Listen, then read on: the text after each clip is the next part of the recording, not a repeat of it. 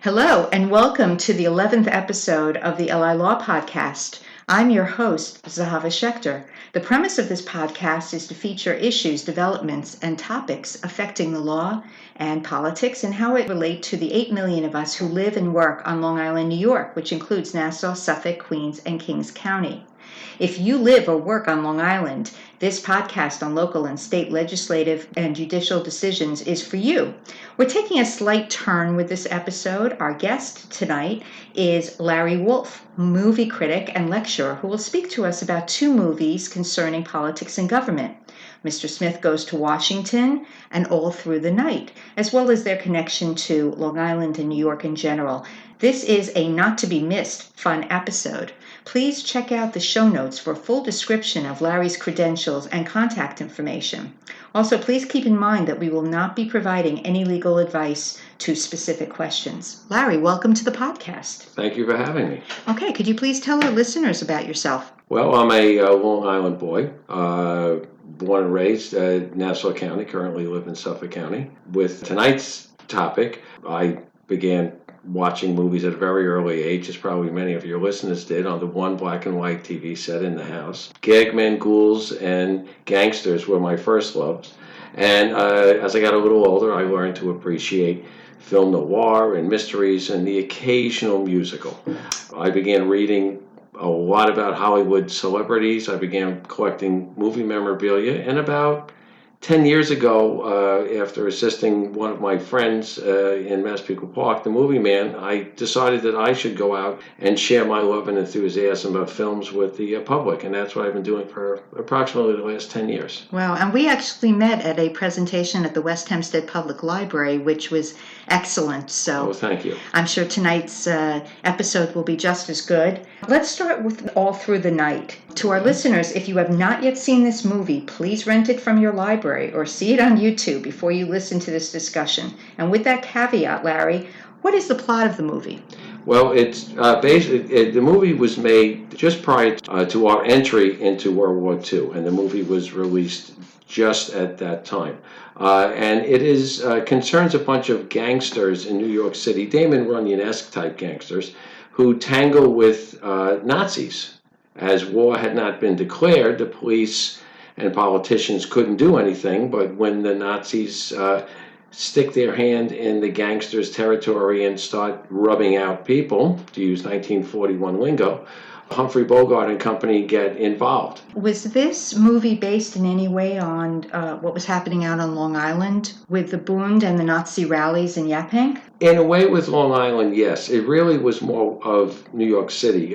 In the film, and it's quite a different Humphrey Bogart film. It's a mix of many genres, film noir, mystery, thriller, also a lot of jokes, and even a touch of slapstick now and again.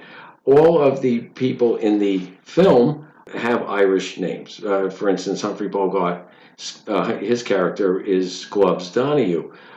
In real life, since we had not entered World War II yet, the Nazis were holding rallies both in New York City and out on Long Island.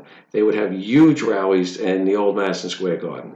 They were displaying big pictures of George Washington side by side with Adolf Hitler, if you can imagine such a thing. American flags and Nazi flags marching around Madison Square Garden, zig heiling and parading.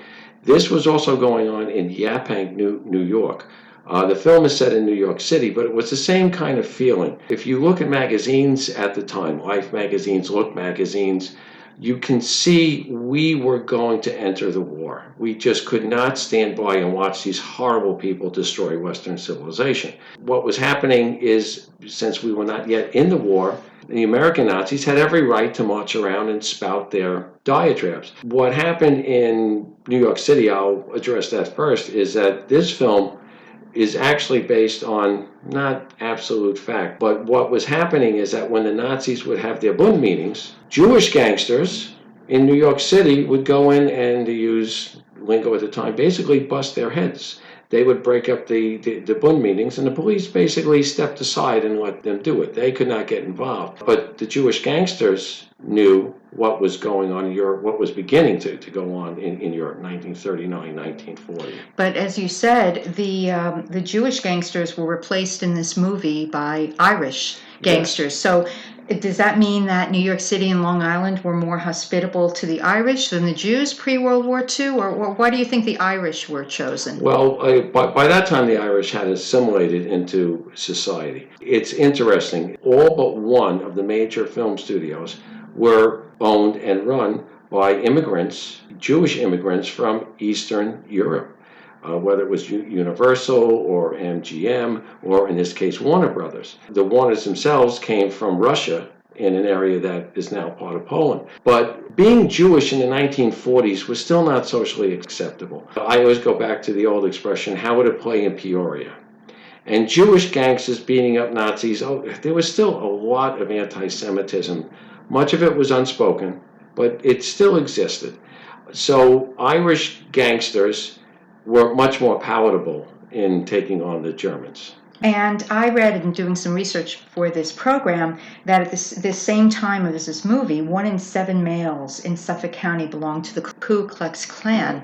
Was the issue of the KKK addressed here at all, or it really was focused more on the external threat of German Nazi forces? That is it. It was focused more on the external threat of the Nazis. Warner Brothers was the only studio that really, up until the outbreak of the war, addressed this. Jack Warner was very proud of being Jewish. And Warner Brothers came out with a movie in 1939 called Confessions of a Nazi Spy, starring Edward G. Robinson. It was a documentary-style film, very hard-hitting, showing the Nazis as trying to undermine us through their infiltration into military installations, production factories, things of that nature. So Warner was the first really to take a hand in showing the Nazis for what they were. That is why films like Confessions of a Nazi Spy, All Through the Night were made. All Through the Night is actually a part of a two-part film. It's a companion piece to a film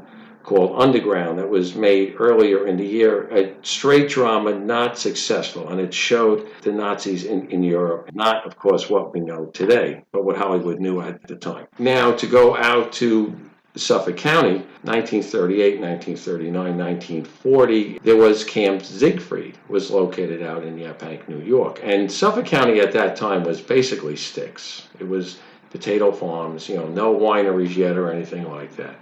And a very small population. The KKK was burning crosses on Catholic churches, things of that nature. Well, Camp Siegfried operated out in Yaphank, New York, as I said.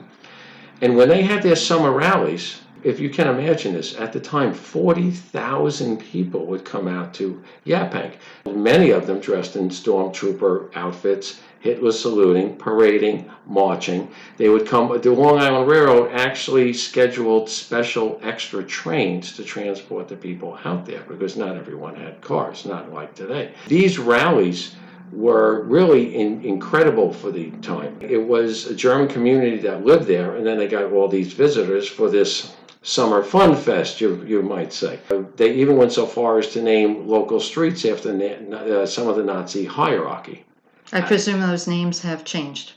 Yes, there is no longer Adolf Hitler Way or Hermann Goering Boulevard.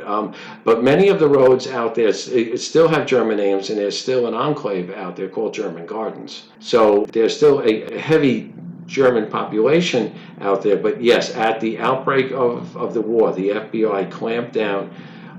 They caught many, but not all, many of the spies and the fifth columnists that were operating in New York City, Long Island, and throughout the country. Wow. Let me ask you, this is certainly not Yes. one of Humphrey Bogart's most famous movies we can think of.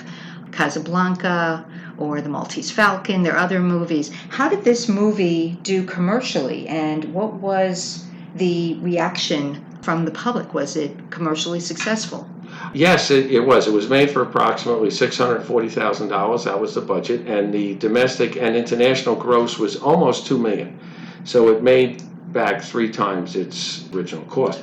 So why don't you think that we talk about this movie when we talk about Humphrey Bogart? It is not one of his more prominent movies. Probably because it's against type. Bogart at this time was not yet the screen lover, the leading man that we know him as. He had made The Maltese Falcon, and as Sam Spade, it was a great film, wonderful film, mystery. And what happened was he made this film after The Maltese Falcon, but before Casablanca.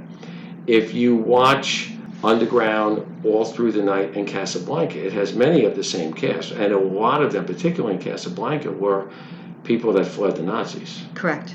Yes. Okay. Anything else you want to say about this movie before we move on? I would say that it is a lot of fun. If you have a chance to see Humphrey Bogart in a very unusual role with a supporting cast that is fabulous. William Demarest, a thin Jackie Gleason, Phil Silvers with hair, Wallace Ford, Barton McLean. From up and down, the film is funny, and it also tackles a very serious topic, which was why Warner's knew that after the war broke out, they really couldn't make another film like this. So I would advise your audience, if you get a chance, see it. It's a lot of fun. Okay. Well, let's move on to Mr. Smith Goes to Washington, Sure. movie made in 1939, truly an idealistic movie about government, although not specifically about Long Island or New York. I think its lessons apply to the political situation everywhere in this country today. If you haven't seen this movie, listeners, please rent it from your library or see it on YouTube before listening, because we will be discussing the plot. So can you tell us, Larry, please, about the plot of Mr. Smith Goes to Washington? Oh, sure. Basically, what happens is a United States senator passes away, and the governor of the unnamed state is to select someone to fill the seat. Claude Rains plays the senior senator from this state, which happens to be in the unpublished book, The Gentleman from Montana. We know he's from Montana. When you watch the film, he's obviously not from New York or California or New Jersey or Illinois. Jimmy Stewart is named to be the senator, and he is to basically just do what Claude Rains says. Claude Rains, who is also in Casablanca. Or Claude Rains, who will soon be in Casablanca. A wonderful actor. And what happens is Jimmy Stewart basically has to follow what Claude Rains wants, and the press kind of sets him right. He goes in wide-eyed. The film, it's a very patriotic film. When you see the opening montage and you hear clips of great American standard songs, including Yankee Doodle Dandy and things like that, with an overview. It's almost a travelogue of Washington in the first part of the film. You get a very great patriotic feeling. And Jimmy Stewart, by notification of the press, finds out that he's not expected to do anything. Just kind of follow along, keep the status quo, and do what Claude Rains, unknowingly for him, a corrupt Claude Rains and a political establishment behind him, just do what they say and everything will be okay. I just want to ask you about your point with the patriotic music and the undertones. And yet, in this movie, I believe that there is no discussion of what is going on in the world in terms of pre-Nazi movement or other political issues. And in fact, I know we've discussed that there is no sense of Republican versus Democrat. Correct. So what is the reason that, in fact, Frank Capra, who is the director, that he didn't use this opportunity to express his viewpoint in the world? Well, Capra didn't want to get too much of the current time. That's why he doesn't go into the Depression and the oncoming war. This film was released in 1939. Capra wasn't sure that he wanted to make this film. He felt at first he started to get in over his head. And he thought, well, how can I make a film about a hayseed senator with the world exploding? So he purposely stayed away from the politics of the moment, kind of like Laurel and Hardy comedies. Yes, the cars are dated and the clothes are dated, but their personas are timeless. And that's kind of what Capra did here. If you take away the hats and the wide lapels on the suits, the people are pretty much, you can interchange them with the people of today. Okay, well, I was reading about Frank Capra, the director of this movie. He also directed Jimmy Stewart in It's a Wonderful Life, one of my favorite movies. Yes. It Happened One Night with Clark Gable, Meet John Doe with Gary Cooper, and many other famous movies. So in advance of this recording, I read that Capra's political views were actually quite on display in his movies, which promoted and celebrated the spirit of American individualism, kind of like the Libertarian Party. Absolutely. However, he was a conservative Republican, and he rallied against Franklin D. Roosevelt during his tenure as governor of New York and opposed his presidency, FDR's presidency, during the years of the Depression. Capra stood against government intervention during the national economic crisis, and in later years became a self-described pacifist, very critical of the Vietnam War. So how do we see Frank Capra's political views in this movie about a very naive novice congressman who goes to Washington to make a difference? Well, Capra doesn't get into Republican and Democrat. You never hear either word uttered during the film. What Capra showed here, in my opinion, was how one man could make a difference. When you watch the film, in the early part of the film, you will see Jimmy Stewart is cowed by the establishment. Everyone, from Jean Arthur to Edward Arnold, everyone is telling him, sit down, listen to me. And he dutifully does so. What happens is once he decides to take action, and this was a Capra theme, much as Hitchcock always had the man wrongly accused theme, Capra's theme was one man against the unruly mob. And once Jimmy Stewart decides to stand up in the Senate and conduct his filibuster, now we see him standing tall. Now you see the visual aspect of Stewart at 6'3", gangly Jimmy, string bean as he was known, stand up to the mob and the crooked politicians and exposing the corruption. That was, in my opinion, that's what Capra was getting across, that one man can make a difference. I think that's why it's such a timeless film today, because you really get a good, happy feeling, say, wow, isn't that wonderful? What if we had a person like that today that could rip the scab off of everything that's going on in Washington, pick up the rocks and show all those little insects that are scurrying around? And that's what Capra does with Jimmy Stewart. What I find interesting as well is that Harry Carey, who does not have a lot of lines in it, a great Western star, is the president of the Senate. And when we watch this film, we're really watching it through his eyes because he's the one that reacts. He'll make his silent oohs and ahs or arches, eyebrows, or smile. And that's what we're doing. So Harry Carey is our eyes through this, and we are watching ourselves give approval to what Jimmy Stewart is doing and standing up for what is right. A difficult thing to do. Very difficult to do, and we don't see it much in action. No. How did the public react and receive this movie? The public really responded to it. The general public did. I'll tell you about the politicians in just a minute. The public loved it. The movie had a budget of approximately $1.5 million. Capra did amazing camera work on it, and he reconstructed a replica of the United States Senate at 2/3 scale. That's amazing just to see in the film. The film grossed $9 million. At that time? At that time. That was a lot of money. Yes. So Capra did very, very well with it. The politicians were not so happy with this film.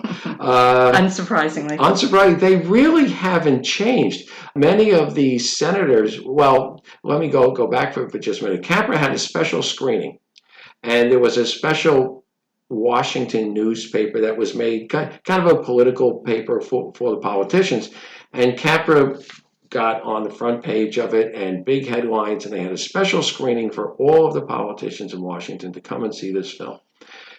It's not showing politicians or their cohorts in a very positive light most of the time. About 2/3 of the way through the film, the grumbling starts, and the politicians start yelling at the screen. And about 1/3 of them got up and walked out. One newspaper editor at the party afterwards, and Frank Capra showed a newspaper editor as being drunk. Well, a drunk newspaper editor took a swing at Frank Capra because he didn't like Capra showing drunk newspaper editors on the screen.